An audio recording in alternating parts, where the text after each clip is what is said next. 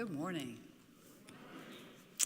I am the Reverend Ellen Quaadgras, minister here at South Church in co-leadership with Kirsten Hunter, who is on sabbatical but will be back in just 2 weeks on April 27th. And I'm glad to be here in shared ministry in this place with all of you.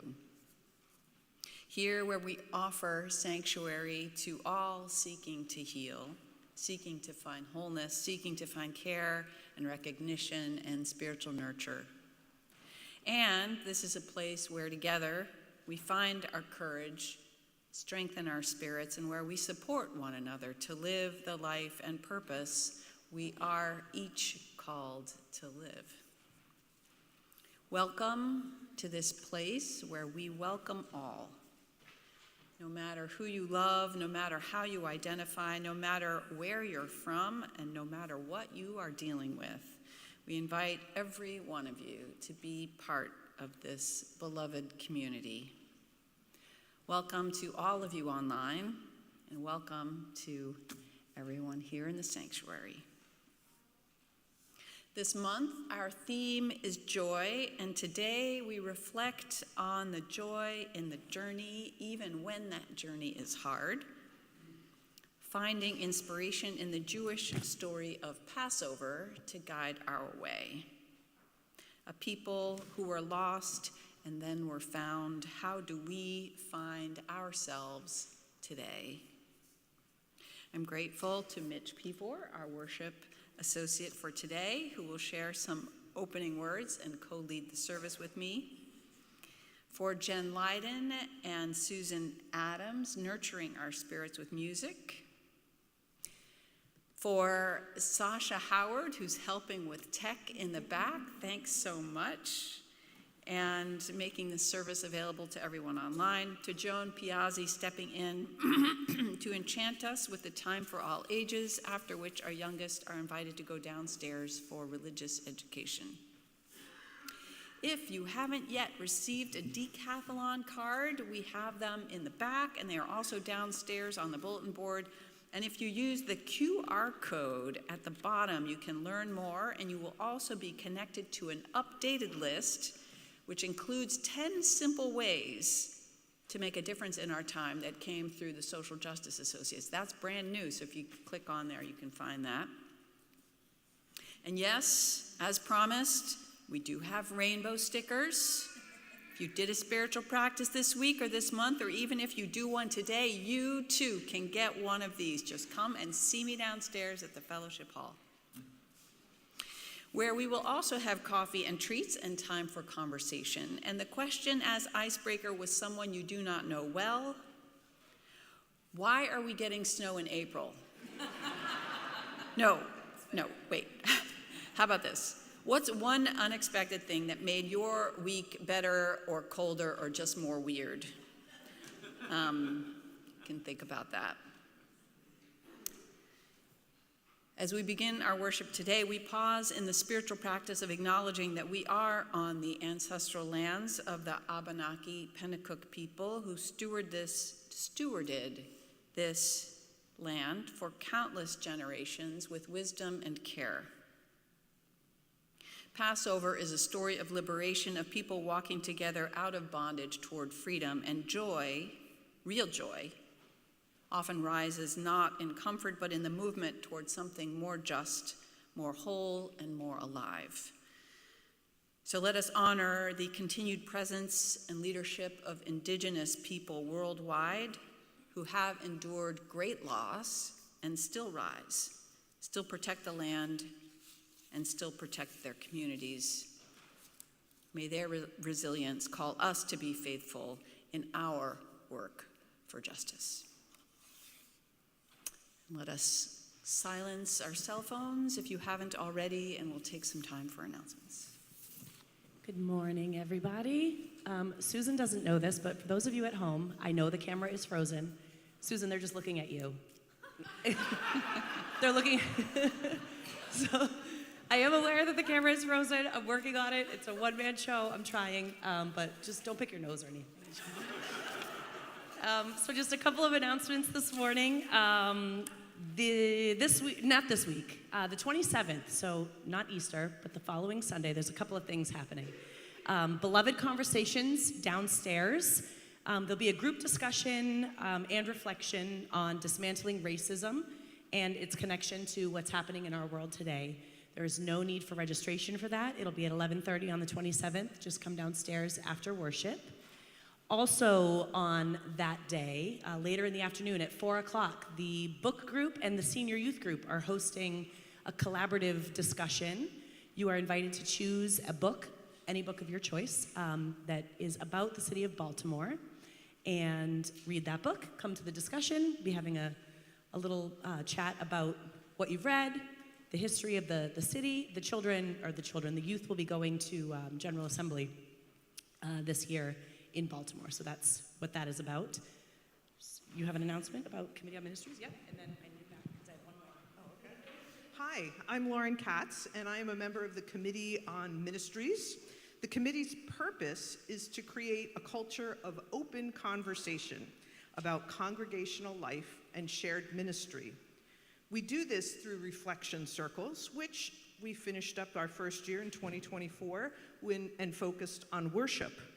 We gathered information and we've shared this with the board and those involved in creating Sunday services. Now it's 2025, and we are inviting you all to reflect on sabbatical. The sabbatical is offering us many new experiences, and it is important to hear and share what we have learned during this time.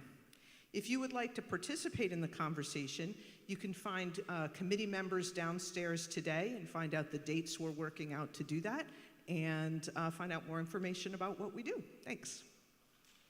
And one last announcement. This afternoon at 2 o'clock, the Time and Mercy concert is happening here in the sanctuary, and we are also streaming it online at 2 p.m. So 2 quick things to lift up about that. There is a suggested donation for the concert. However, all are welcome, so regardless of whether or not you're able or what you are able to offer, please do feel free to come. Johnny's actually going to be laying some big pillows out here so you can relax, enjoy. Their music is medicine for the soul, so if you're feeling overwhelmed or in need of some rest and restoration or a little retreat, their music may be just what you were looking for. And if you want to just take 20 seconds or so, go ahead, Sasha, press play. You can listen to a little clip.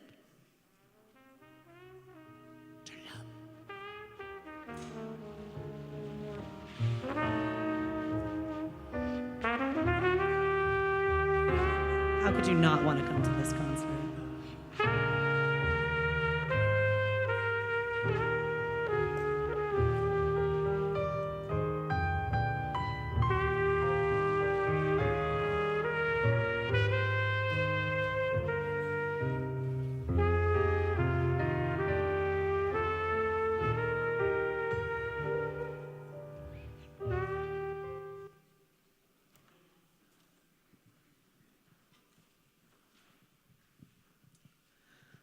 So the invocation is in Hebrew, which I don't actually speak, but I will sing this for you. And I just want to let you know that it is essentially the 6-word cliff notes of what Passover and the Exodus was about, which is, we were slaves, now we are free.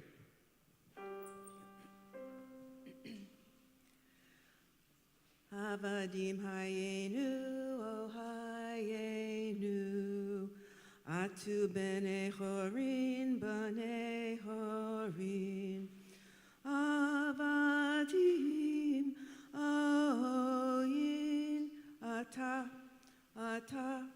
b'nei chorin, avadim, aoyin, ata b'nei chorin, borei chorin, ata b'nei chorin, borei chorin, avadim hayenu, oh hayenu.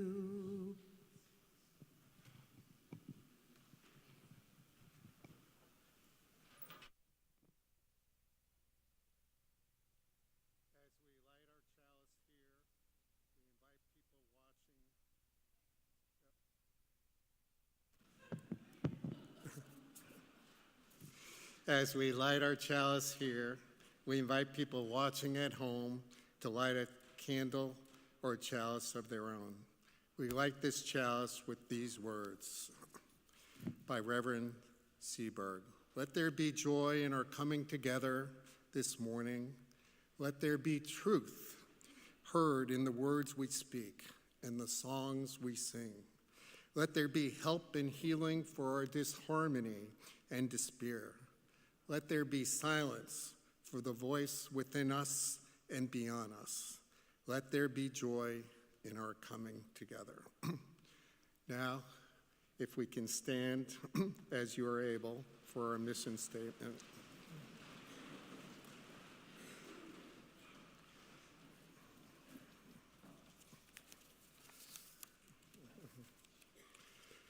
At South Church, we nurture spiritual growth through worship, learning, and community. We celebrate the worth and dignity of all people, and we inspire one another to act on our faith in the larger community. Please.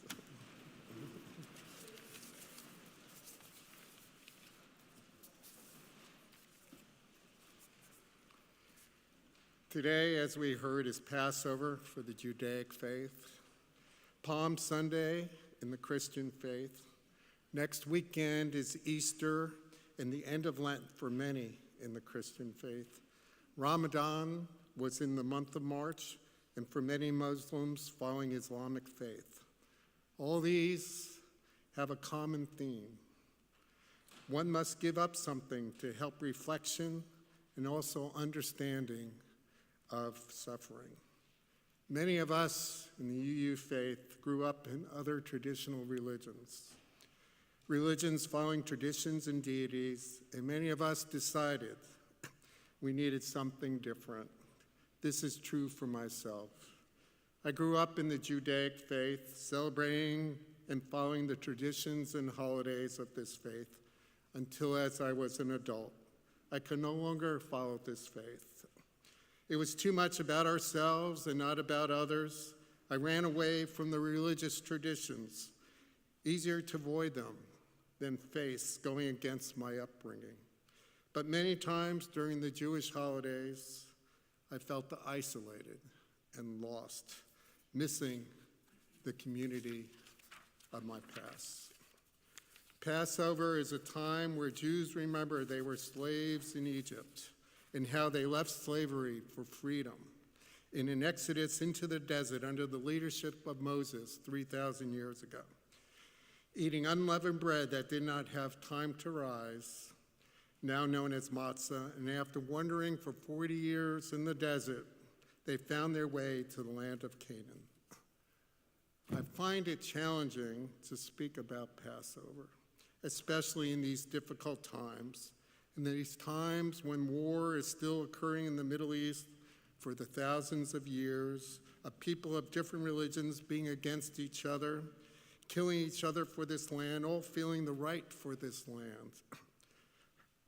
In history, over and over again, senseless death. It hurts. But then I am reminded by white persons like Reverend Ellen, that is the politics of religions that make war, and not the teachings of religions. And these conflicts are rooted in the geopolitical struggles over resources and power, and religion is used to justify these ends. Growing up, I never liked Passover. Nothing to do with politics. Just too serious like most Jewish holidays. Waiting 2 hours to eat while the story of Passover was read in the Seder using a book called the Haggadah, and then eating matzah, another name for what I call edible cardboard. Then eating bitter vegetables dipped in high salt water known as bitter herbs. Yuck. And Seders at my great Aunt Tessie from the old country. Her matzah balls in the chicken soup were so heavy, we called them sinkers. You felt them for days. Talk about suffering. And now, in my older years, I feel fortunate of having these experiences growing up, feeling the special love and caring of family during these holiday times, the lively, loud discussions, the Jewish tradition of whoever spoke the loudest must be right, and feeling thankful, a community of support growing up. And now I feel fortunate to be part of this South Church congregation, being part of this community as a Unitarian Universalist who believe in the principles of justice, equity, inclusion, and compassion, peace and liberty, keeping open minds, caring hearts, and helping hands. A community that in these troubled times gives me solace and hope, and that we stand together as a community. And this brings me back to Passover, that I can now appreciate the joy of past traditions, remembering past family and past Seders, even those matzah ball sinkers with a smile of joy.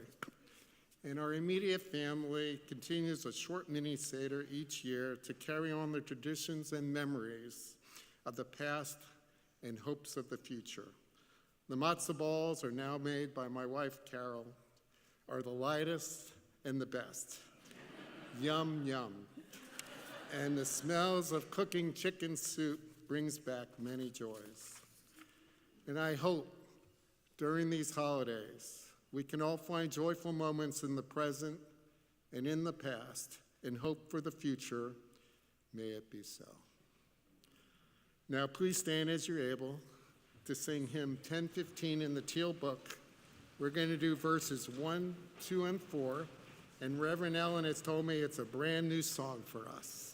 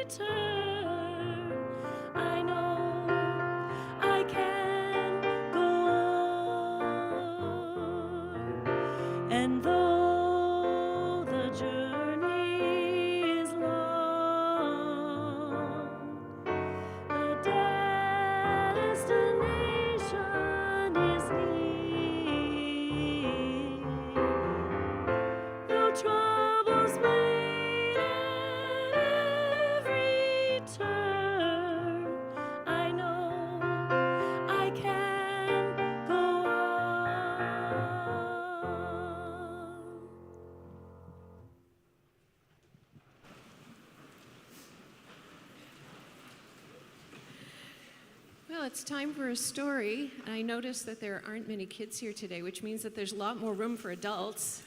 If you want to come up and hear the story from a little closer.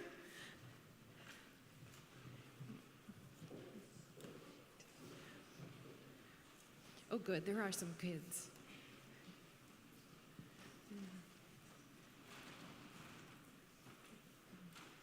So this story that I have for you today is about a family.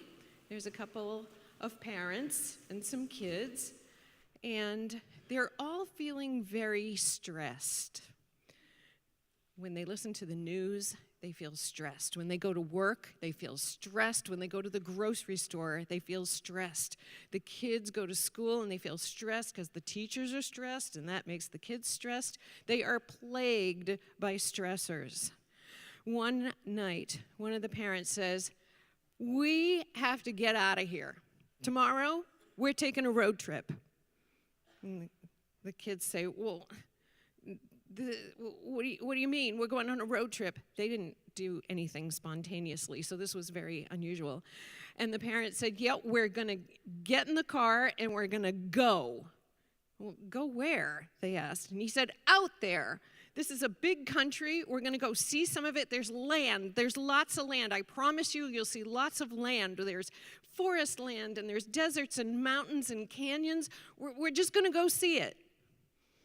And they thought, okay, if I don't have to go to work, I don't have to go to school, this sounds like a pretty good idea.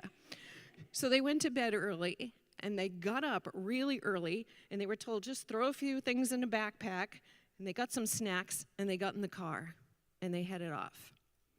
They drove past everything that was familiar, and past things that weren't familiar, and then they went further, and then they went a little further, and they took an exit that took them into a part of a city that they really didn't feel too good about being in. It was dirty, and there were broken windows, and they just drove through there as fast as they could, and then they went through a town where it looked like nobody had been there for a long time. Boarded up windows. There was a gas station, and the sign said that gas was $1.49. Nobody had been there for a very long time. And still, they drove on and on until they found themselves on a road through the middle of the desert. And one of the parents said, well, maybe we should check the GPS now and see where we are. They looked at the phone. There was no cell service and only about 2% battery left. Nobody had thought to pack the charger. So one by one, all of the devices that the kids were using in the back seat died. And you know what happened then? Poking, jabbing, whining, complaining. Where are we going? You promised we were going to see something interesting. Where's this great land you were telling us about? And the parents said, we're in the middle of it. Look out there. It's all around. They looked out and they just saw this flat, dry expanse of nothing, a few rocks and some cactus here and there, and then all of a sudden, thump, ba-thump, ba-thump, ba-thump, ba-thump. They had a flat tire. So they rolled to the side of the road. The adults got out and then opened the trunk. They'd never changed the tire before, so they had to get out the manual to see how to do it. So they were struggling with getting the lug nuts off, and the kids decided, well, we're just going to get out and go see what's out there. So they got out of the car, and the hot sun actually felt kind of good after the air conditioning in the car, so they all went off to explore. One of them found a big flat rock, and on the top of it was a snake sunning himself. And the snake picked up his head and flicked out its tongue. It knew there was something new in its environment, and then it turned and slithered down into a crack in the rock, leaving behind its skin. So the kid picked it up and looked at this beautiful papery white skin. You could see the pattern of the snake's scales in it. And he started to wave it around like a twirling ribbon in the sky. One of the other kids startled a lizard that was camouflaged in some pebbles. And when the kid came up, the lizard stood up on its hind legs and began to run. You ever seen a lizard run? And so the kid started to laugh and started to run around like a lizard. And the other kid was looking at a cactus that was covered with little tiny pink flowers. And there were several of them on the ground nearby. So they picked them up and stuck them into their headband. So it was like a crown of flowers. She was walking around like Miss America in the middle of the desert. And they all were so thrilled to find these exciting things. They went back to the car where the adults were sitting, exhausted, frustrated, unable to remove the lug nuts, when suddenly in the big expanse of blue sky overhead, there flew an eagle that soared overhead, and down floated something. It was a feather. It was huge. They picked it up and waved it in the air. The kids were showing off the things that they had found. The other parent picked up the tire iron and started raising it like a baton, saying, "This land is your land, this land is my land." The whole family was parading up and down the side of the road, singing, and an 18-wheeler came up the highway, saw them there, and pulled over, and he said, "Do you folks need help?" And they said, "Yeah, we've got a flat tire." And he said, "I've never seen anyone so happy to be broken down in the desert." They said, "Oh, we're not happy to be broken down in the desert. We're broken down in the desert, and we're happy." He said, "Well, I can help you. I got some tools." So he easily changed the tire for them, and he said, "If you go up the road a little bit further and you take a turn, you'll find a truck stop, and there you can get some food and a map." And they thanked him. They all got back in the car. They went up the road, they took the turn, they found the truck stop, they got some food. I don't think they bothered with the map, though. They liked the way it was going already. It was an adventure. So now, all you young guys and girls can go downstairs for some more adventure.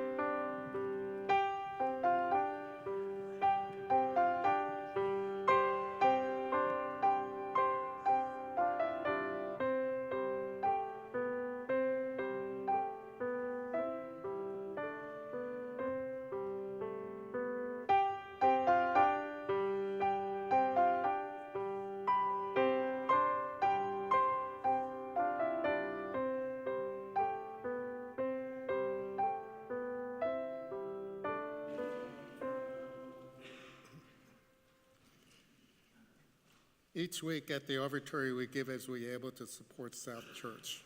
During this month, our collection will be shared with 350 NH. 350 NH works to stop the climate crisis by building grassroots support for just transition to renewable energy and an end to fossil fuel use and expansion. They are a multi-generational movement of people fighting for clean energy, climate justice, and a future where everyone lives free of environmental injustices. Just wonderful. Let the collection begin.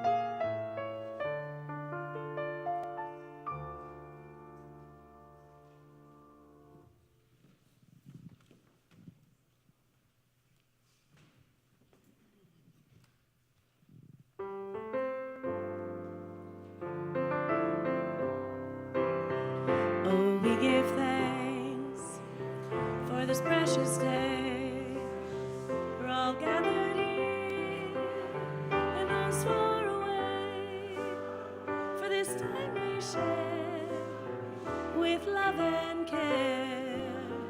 Oh, we give thanks for this precious day.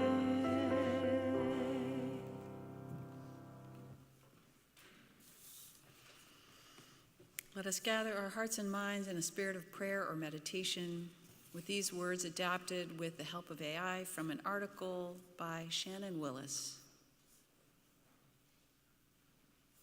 Spirit of life, move within us like mycelium beneath the forest floor. Quiet, persistent, alive. In this world that urges hardness, may we choose tenderness as an act of resistance.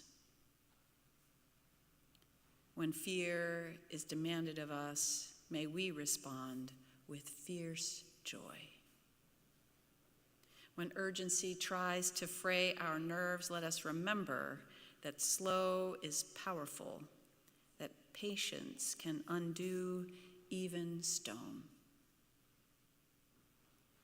Teach us the wisdom of water, to flow around barriers, to find the cracks, to carve new paths without force. Root us in the quiet rebellion of beauty. Let our laughter be defiance, our delight disobedience, our care be a sanctuary no cruelty can reach. May we build the world not only in opposition to what harms, but in deep commitment to what heals. Let our gatherings whisper of another way.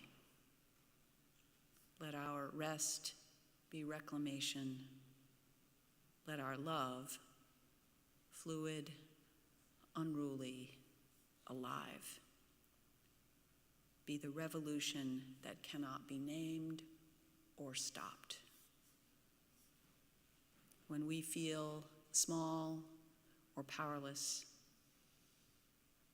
may we remember that mycelium never moves alone. It networks, connects, blooms. So may we, too, bloom, soft and stubborn, full of the future. Amen.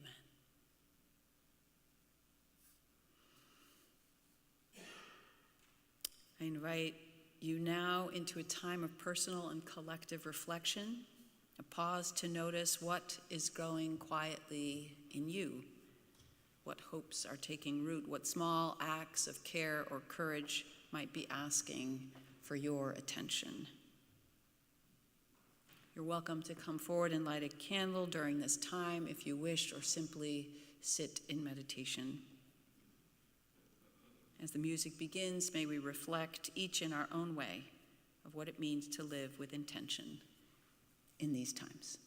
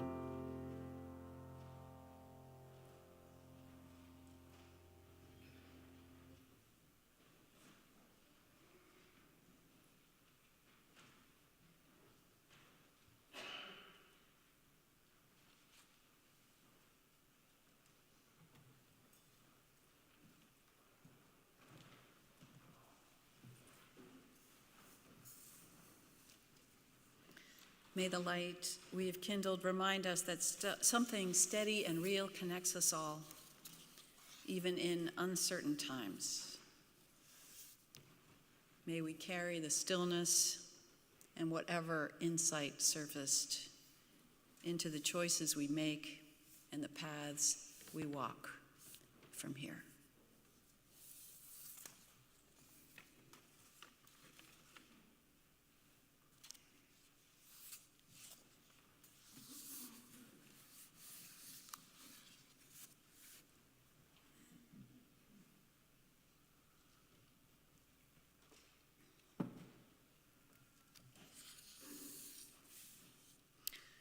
I recently signed up for the 10-week karate class at my local community center.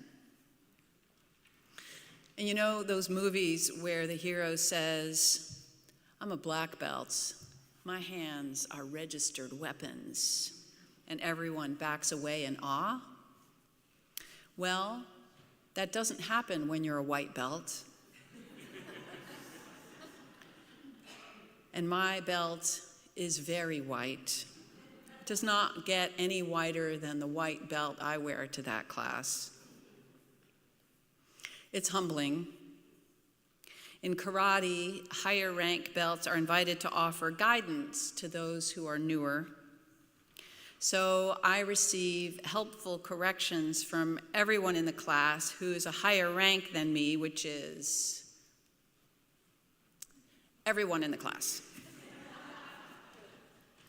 Which is not all bad.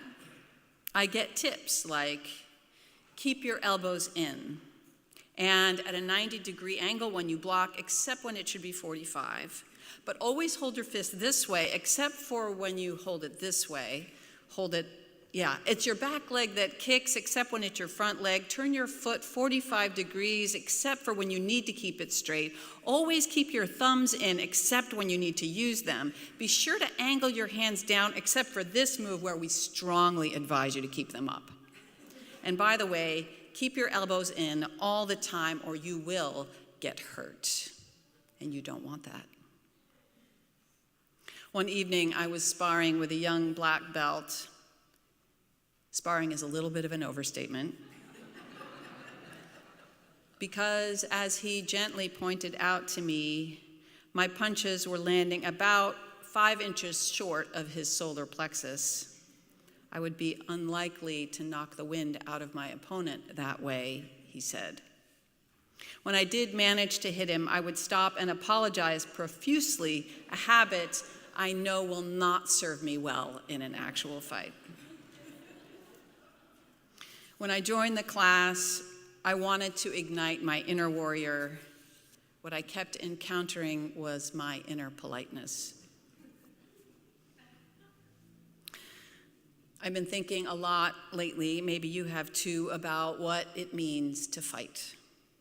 What it looks like to stop an opponent from doing harm and do it with clarity, vision, justice, integrity, with heart, and with minimal damage to all the humans involved.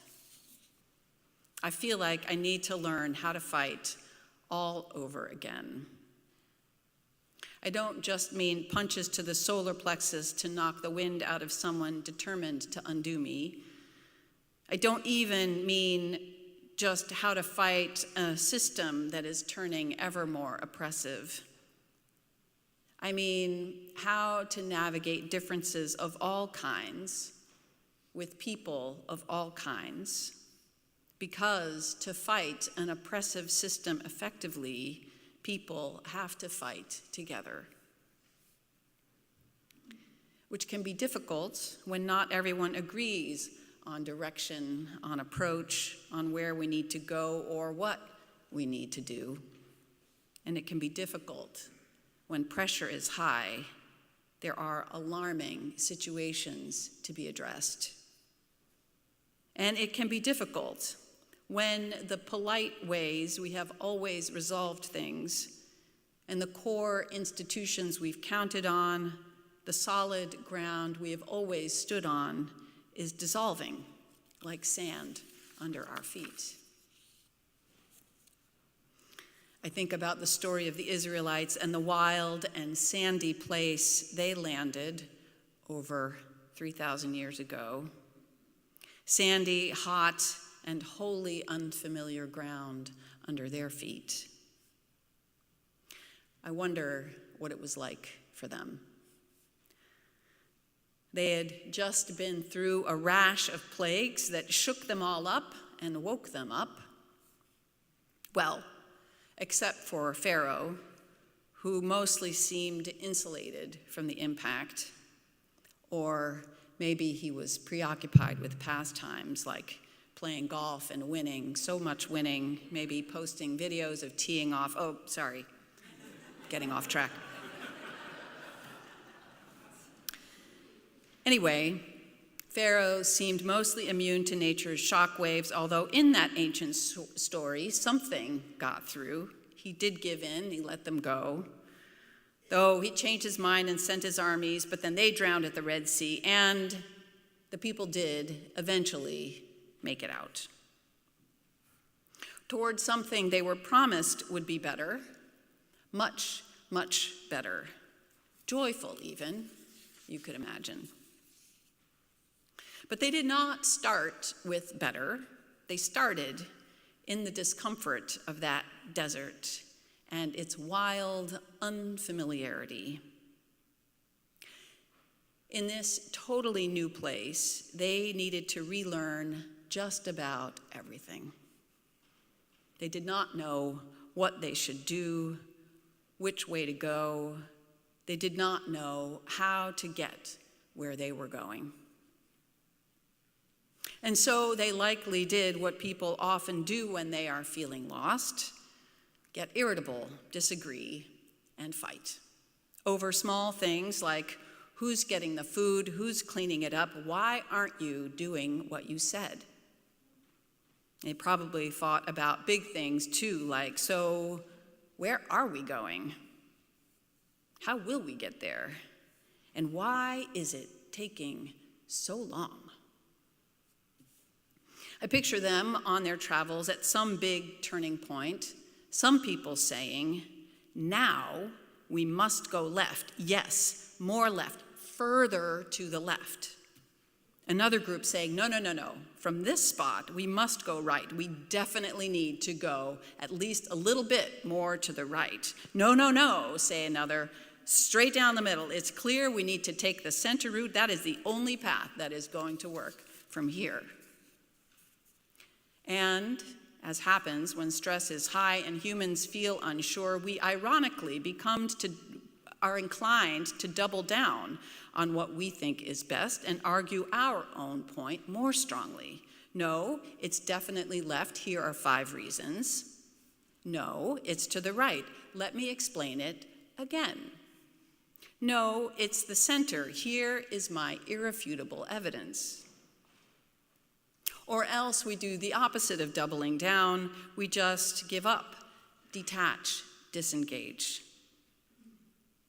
At least those are 2 responses I have seen within myself: hit him with certainty or politely disengage. All of which makes it hard to get along, hard to pick a path, hard to do more than wander around that desert in circles. So human, but not so helpful. How can people stay in conversation when we do not all agree? What helps us find a way when no one really knows the course? Author Rachel Naomi Remen wrote a story about course corrections that spoke to me about all this. I heard it recently through the Reverend Parisa Parsa. It was about the maiden flight of the Concorde from almost 50 years ago. No one had ever flown a commercial plane that fast. That supersonic jet could fly from the US to Europe in just under 4 hours, stunning at the time. A few VIPs on that first flight were given the chance to visit the cockpit and discovered that no human was actually keeping the plane on course. Because of its phenomenal speed and the slowness of human reaction time, the course was actually maintained by 2 computers. The first computer took a course reading every few seconds, and if the plane was off course, instantaneously fed that information to the second computer, which would make the needed correction and confirm the new course. As the computers fed course readings between them, they made a certain sound. One of the passengers noticed that this sound was almost continuous, and he asked a crew member what percentage of the time the plane was off course. The crew member smiled. About 99% of the time, sir. And we will land at 9:03 p.m. as scheduled, marveled the passenger. Yes, sir, the crewman replied, plus or minus 60 seconds or so. Rachel Naomi Revan said of this story, people put far more friction than this into their own feedback systems. How passionately we want to be right. Imagine a human being telling another they were wrong every few seconds and then getting the defensive response, no, I'm not. You would miss Paris by many miles. You might even miss Europe altogether. Even more important, a human being being wrong 99% of the time might just lose heart. What if we could stop demanding of ourselves that we be on course all the time? What if we could stop demanding that of one another?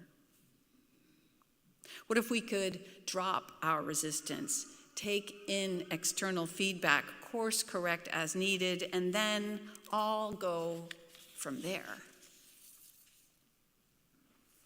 It's not so simple for us humans, of course. They say the Israelites wandered in that desert for 40 years. If they had taken a direct route, if they had course-corrected their coordinates, scholars say they could have made that trek in just under 3 months. But religious scholars also say that would have missed the point. They weren't just in the desert to find their way. They were there to find themselves. They had gotten lost long before they crossed into that desert. During all those years under an unjust system, they had lost connection to some inner guidance.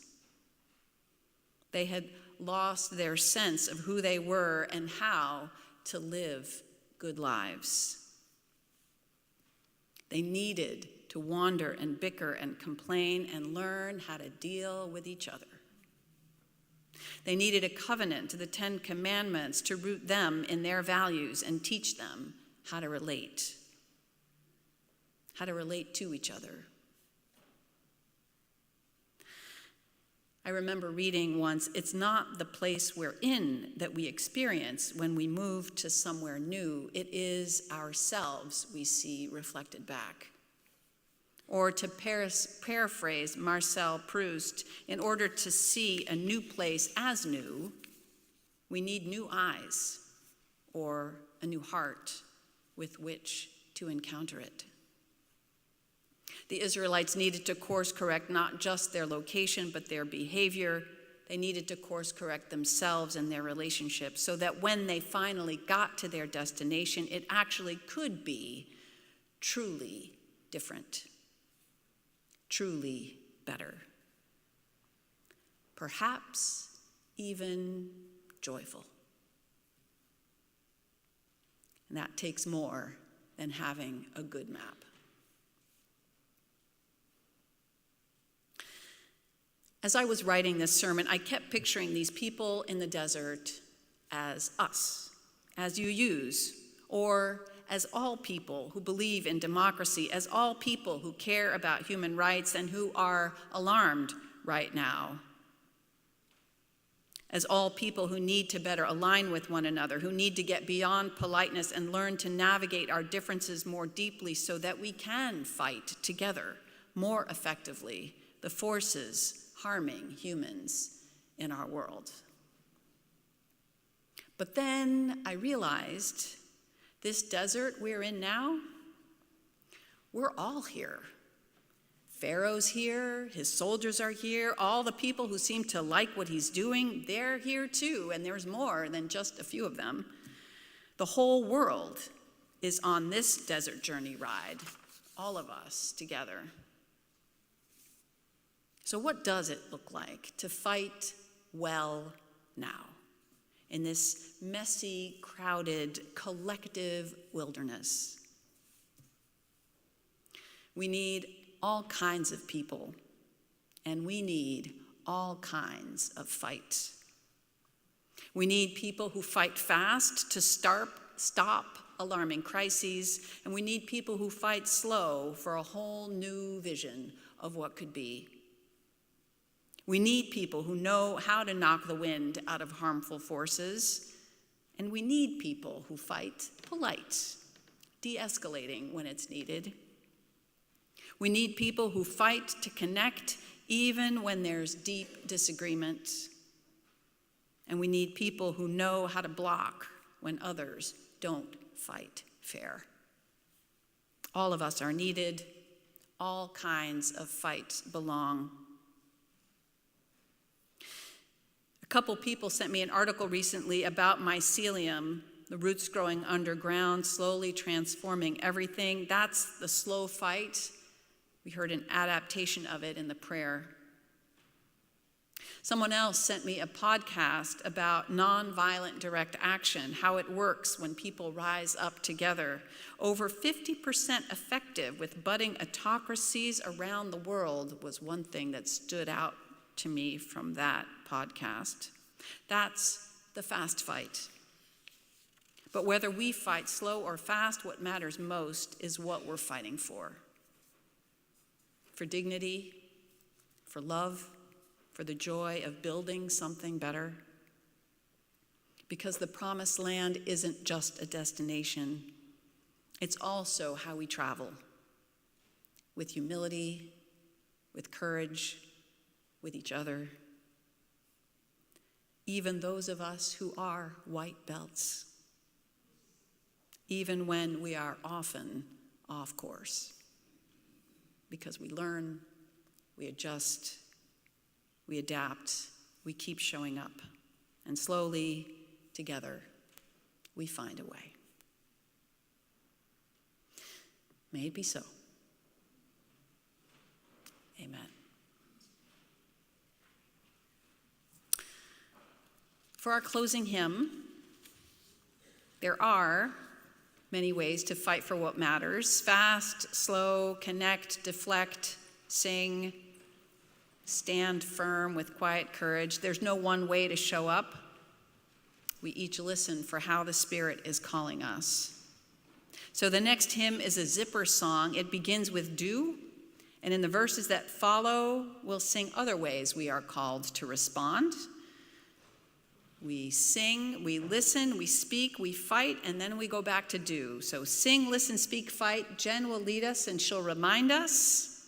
Please rise in body or in spirit.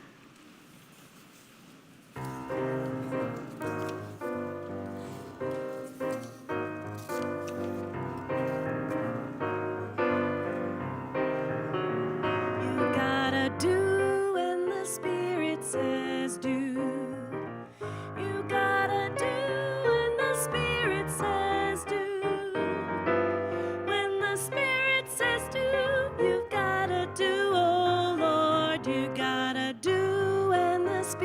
Says do.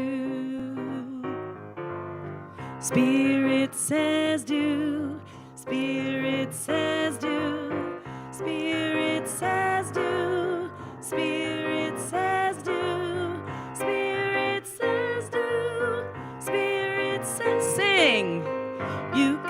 gotta sing when the Spirit says sing. You gotta sing when the Spirit says sing. When the Spirit says sing, you gotta sing, oh Lord. You gotta sing when the Spirit says sing. Spirit says sing, Spirit says sing, Spirit says sing, Spirit says sing, Spirit says sing, Spirit says listen. You gotta listen when the Spirit says listen. You've gotta listen when the Spirit says listen. When the Spirit says listen, you've gotta listen, oh Lord. You've gotta listen when the Spirit says listen. Spirit says listen, Spirit says listen, Spirit says listen, Spirit says listen, Spirit says listen, Spirit says speak. You've gotta speak when the Spirit says speak. You've gotta sing when the Spirit says speak. When the Spirit says speak, you've gotta speak, oh Lord. You gotta speak when the Spirit says speak. Spirit says speak, Spirit says speak, Spirit says speak, Spirit says speak, Spirit says speak, Spirit says fight. You gotta fight when the Spirit says fight. You've gotta fight when the Spirit says fight. When the Spirit says fight, you've gotta fight, oh Lord. You've gotta fight when the Spirit says fight. Spirit says fight, Spirit says fight, Spirit says fight, Spirit says fight, Spirit says fight, Spirit says, and back to do. You've gotta do when the Spirit says do. You've gotta do when the Spirit says do. When the Spirit says do, you've gotta do, oh Lord. You've gotta do when the Spirit says do. Spirit says do, Spirit says do, Spirit says do, Spirit says do, Spirit says do, Spirit says do.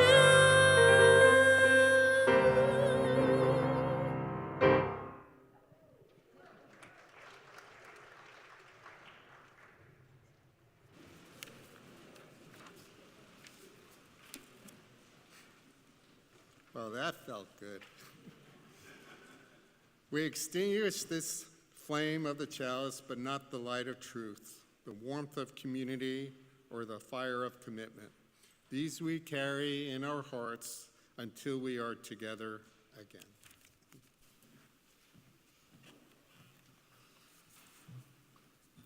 When the Spirit says listen, may we listen with our whole heart.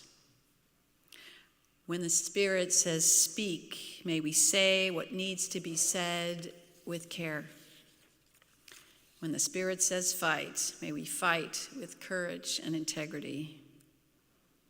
When the Spirit says do, may we act with love more than certainty. And when the Spirit says go, may we trust that even if our belt is white, we are already on our way. May it be so. Amen.